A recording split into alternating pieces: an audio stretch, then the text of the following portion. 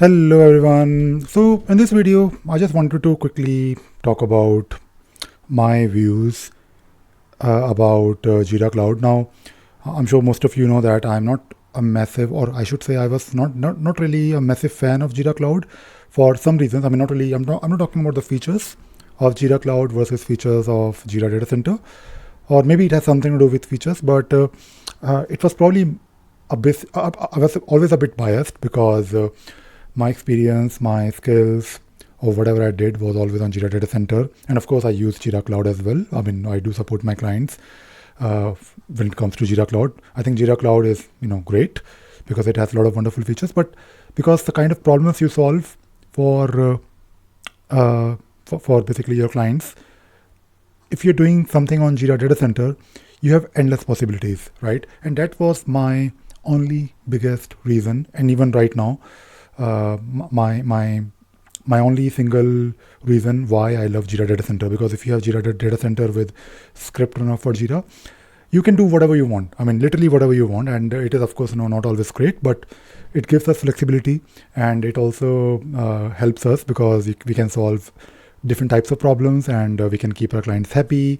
And even right now in 2024, when we do wonderful things with Jira, it is really satisfying, right? Because you solve a new problem every day. You solve difficult problems every day. Now, when it comes to Jira Cloud, of course, your approach should be different.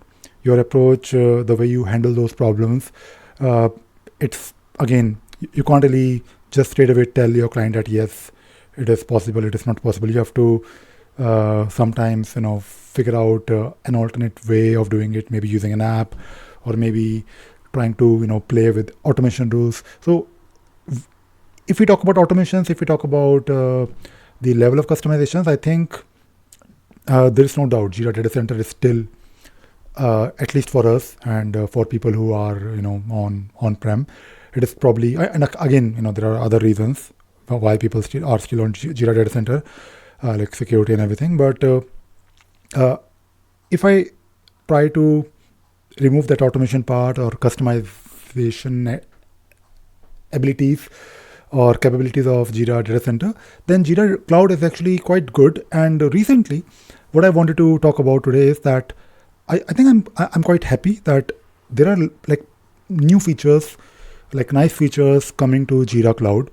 Now, Jira Cloud, if I compare it with last year, in the last 1 year, there are so many things that has happened. For example, the way you work with Jira software-based projects.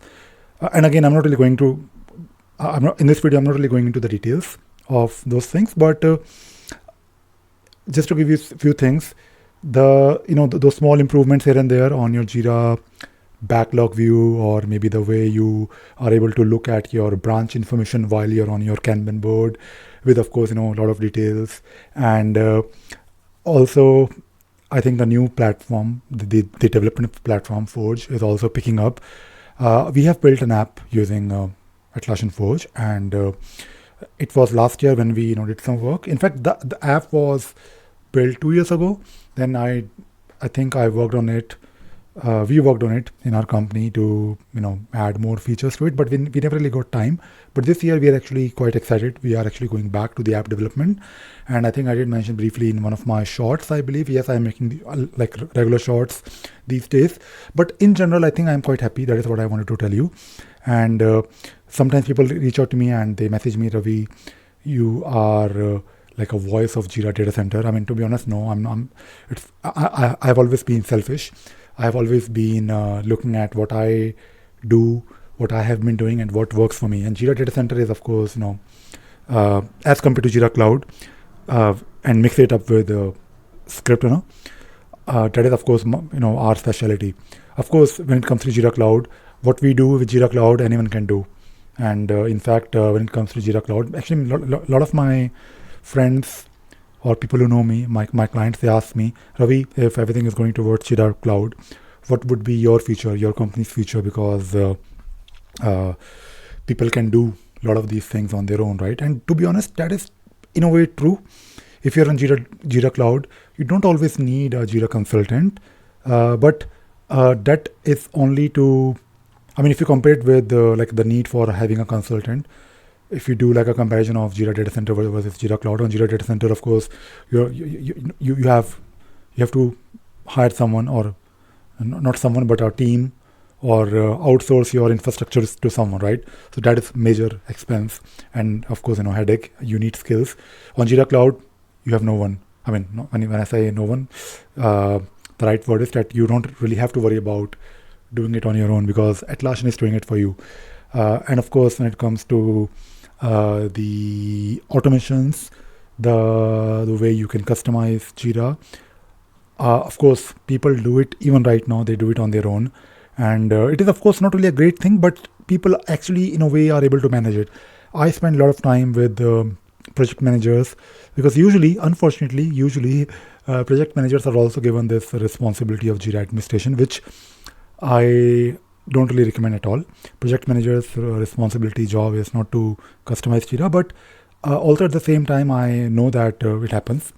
It happens with my clients, where for some reason, like budget or whatever reason, they just add project managers to the Jira administrator group, and they have the ability to customize Jira. But as compared to Jira Data Center, or the level of customizations and automations and or whatever you can do on Jira Data Center, on Jira Cloud it is much more simpler, right?